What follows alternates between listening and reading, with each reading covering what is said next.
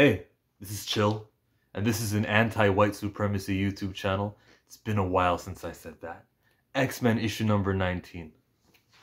It's been a while since I liked the X-Men. This was a fine comic book. An 8 out of 10, but I also loved it. Surprisingly good. The last issue was strong also. It was decent.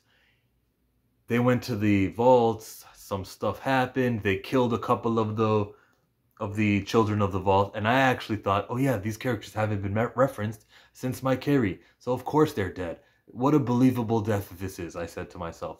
No, it turns out there's part 2, and there's like a third tier of these children of the atom, of the vault, excuse me. I noticed Jonathan Hickman's done that, where he goes this, and then there's another tier, and there's a third, and there's a that, like with the guy who summons, the summoner.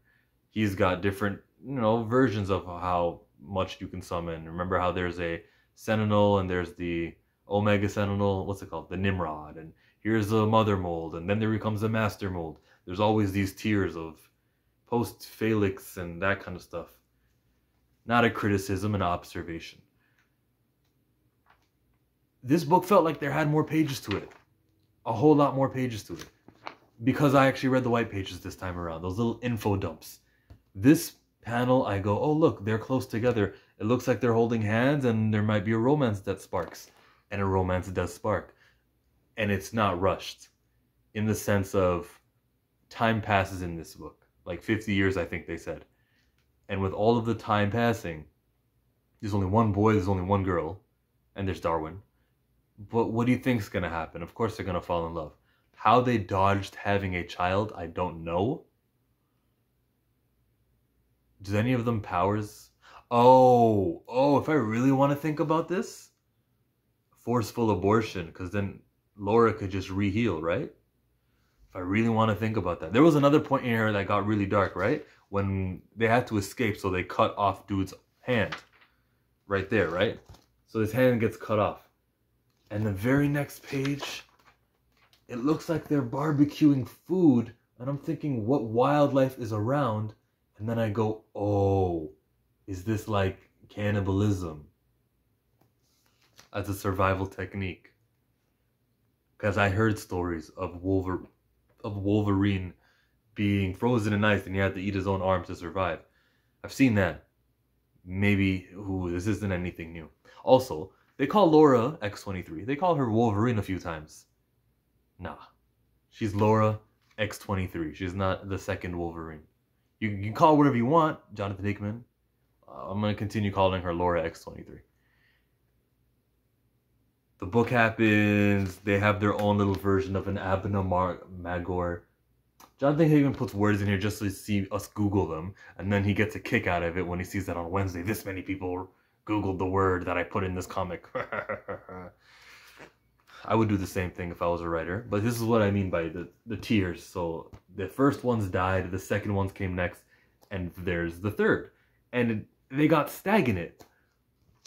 They couldn't make a fourth tier until they captured Darwin. And they said, using his molecular cells, we can make our fourth level.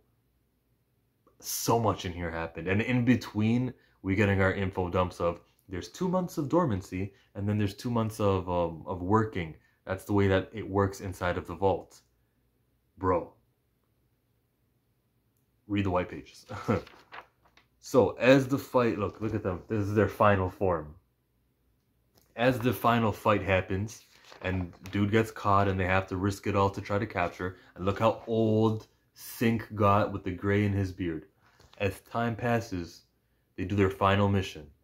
And since Sink and Laura are in love and they have to run away and escape, you'll see here that Darwin is in a stasis, in a tube. Is he dead? I didn't see him die. Is Laura dead? I didn't see Laura die. I just see them running away. I see Laura saying, I'll hold them off, even if it's just for a little bit. And she does, right? She holds them off. She dies. And then there comes fucking Sink, who escapes. He sends a psychic message out to Professor X. Professor X says, got it. Mind scanned. You are up to date. They come out, they kill him. They think they kill him. I don't think they know about the resurrection protocols in Krakoa. So now he's dead. When we see him get resurrected over here, we also see Laura get resurrected, and Laura gets her mind taken back, but not her mind that she learned in the vault. Not all 50 years, which means that when Sync looks at her, he sees a stranger, and he's okay with that. Because how do you... Let me read the exact words. Think of the lifetimes I have spent with this person. Okay, maybe it was more than 50 years. It was lifetimes. That I know them better than anyone else on the planet. Maybe more than anyone ever will. And I have to wonder, how do you explain such a thing? How do you even start the conversation? Well, you don't need to. You don't need to even start the conversation. That's emotional. That's good. That's a good job. That's good emotional storytelling. Now, are they dead? I didn't see Laura die. I didn't see Darwin die. I think they're still alive.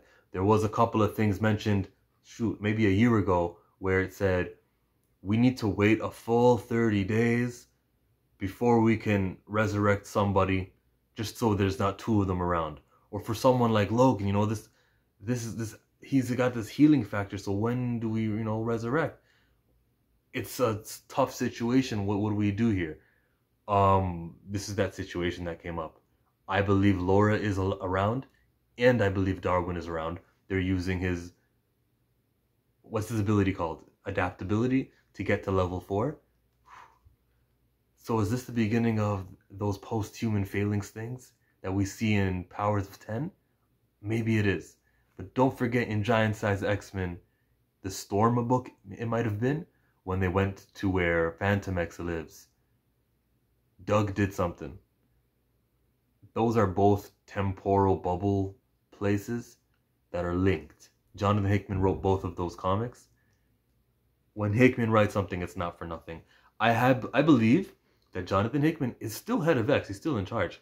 But this whole Hellfire Gala event thing that they're pushing on us, it really is just someone else's. It's, this guy has a 3-year deal. They go, hey, we'll extend it to 4 years.